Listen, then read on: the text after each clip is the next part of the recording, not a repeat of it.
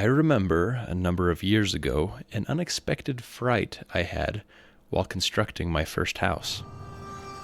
All began completely ordinary and actually quite exciting as I started to see everything come together. But very quickly it took a turn for the worst and went down a path beyond what is termed natural. I was thrilled to be starting this project and this new adventure.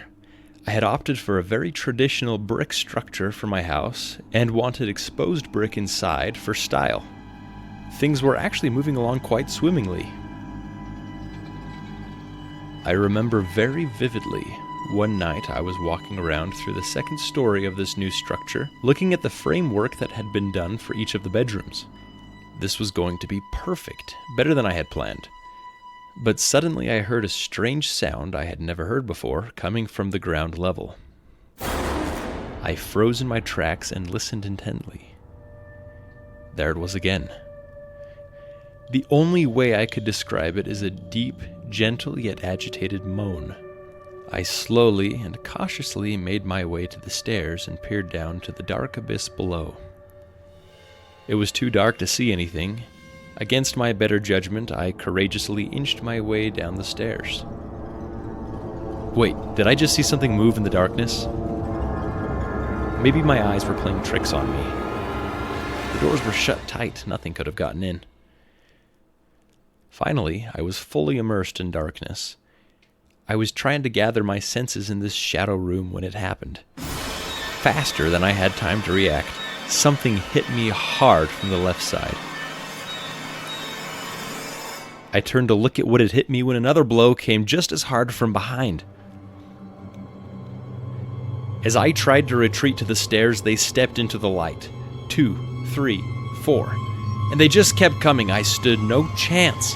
There were too many of them for me to handle on my own. I died.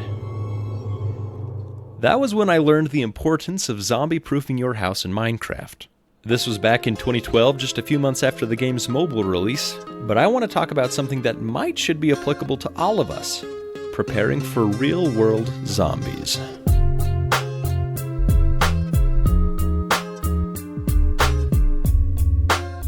You're listening to A Degree in Nonsense. I'm Josh Hobbs. I feel there's value in useless but fun information. Unfortunately, it won't pay your bills. So, in this podcast, I share random but interesting things I take the time to learn. Essentially, I waste time so you don't have to. Here we go. I wouldn't have had any reason to worry in my Minecraft example if I had known ahead of time how to zombie-proof in the game. Well, in the event of a real-world zombie problem, are you prepared? There are sources out there that have our back. For instance, the Zombie Research Society. In Luke W. Boyd's words, the editor-in-chief, the Zombie Research Society, quote, is dedicated to the science, survival, and culture of the living dead. Many of our official advisory board members have degrees in psychiatry, neuroscience, and epidemiology, end quote.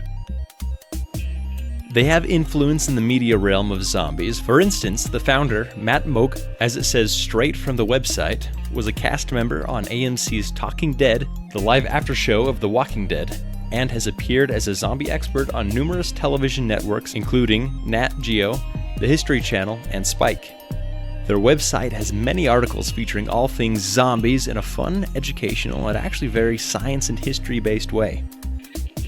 Alright, let's say my Minecraft example were a real-world example, and more than placing torches would need to be done to keep zombies out.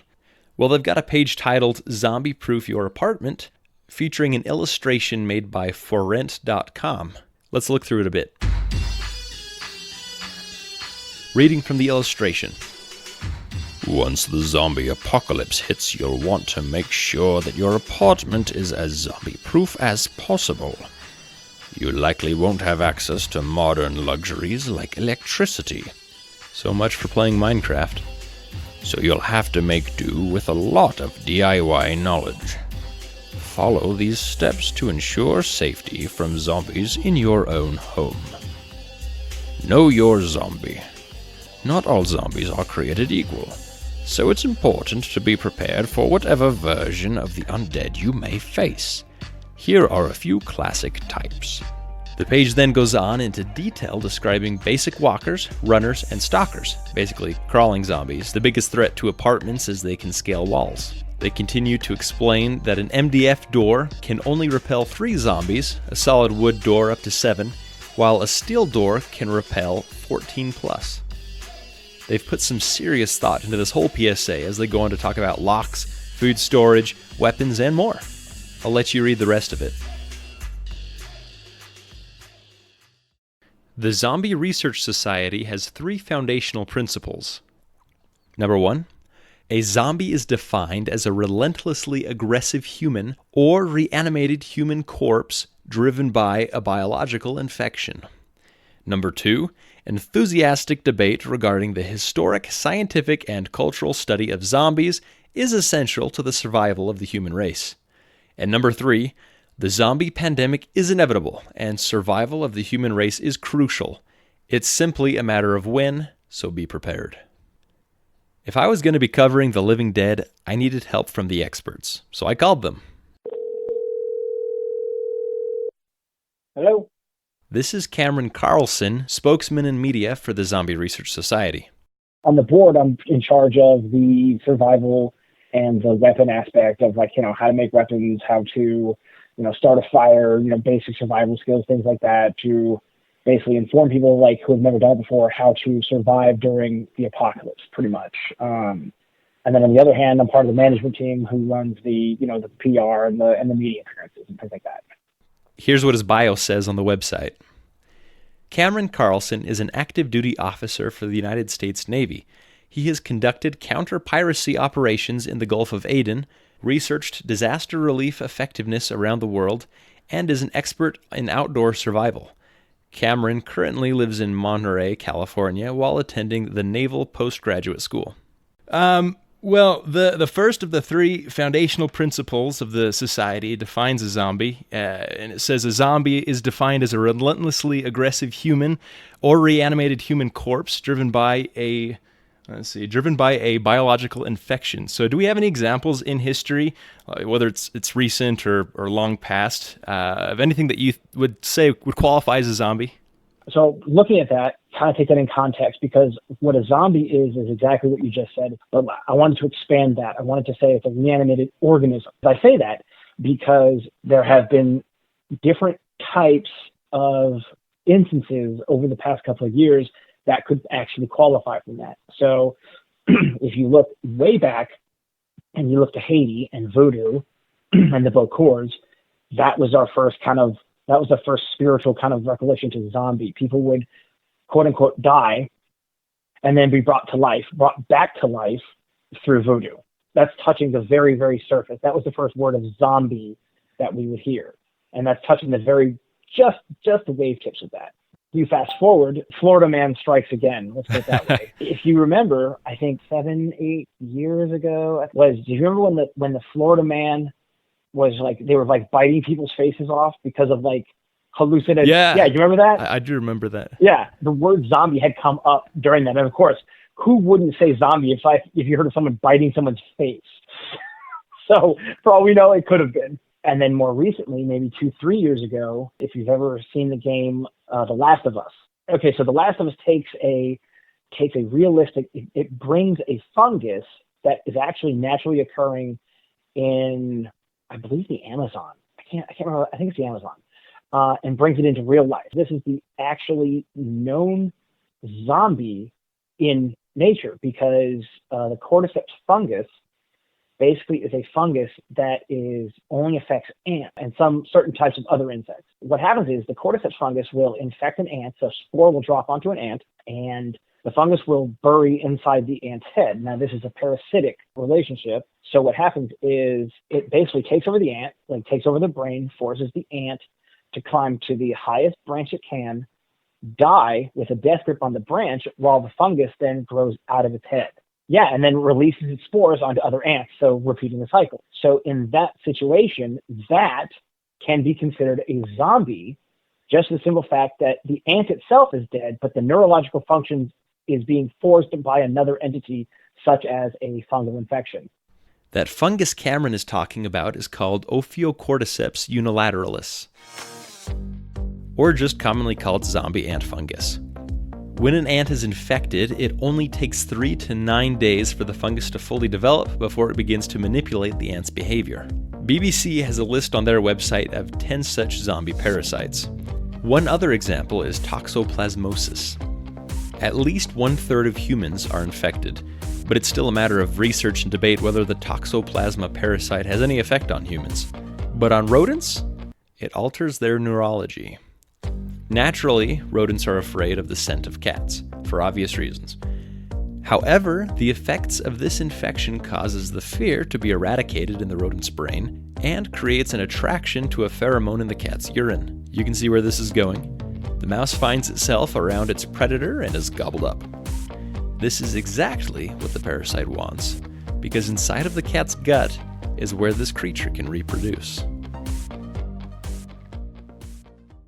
So the second point then states, enthusiastic debate regarding the historic, scientific, and cultural study of zombies is essential for the survival of the human race. So can you kind of expound on this? I guess, how do you take the meaning of this? Yeah. So, okay, if you look at it, if you look at like the whole zombie craze, you look at it from where it started with pretty much where George Romero and Night of the Living Dead. And you take that and you look at the cultural aspects, because if you look at the cultural aspects, basically starting from there and then moving all the way to present day with, Zombieland and 28 Days Later and things like that, you see people are looking at it from different lights. Before it was just reanimated corpses coming back to life. Now it's shifted into biological terrorism pretty much. And it's whatever the terror du jour is. But what is interesting about looking at the cultural and scientific aspects of a zombie apocalypse is that it shares many, many, paradigms with everyday disasters. So focusing on the zombies and focusing on getting people prepared to deal with the zombie apocalypse, you're also getting people ready to deal with everyday disasters such as tornadoes, earthquakes, hurricanes, you name it. And to see where people's fear lies is where you start seeing the similarities in pop culture, such as movies and video games.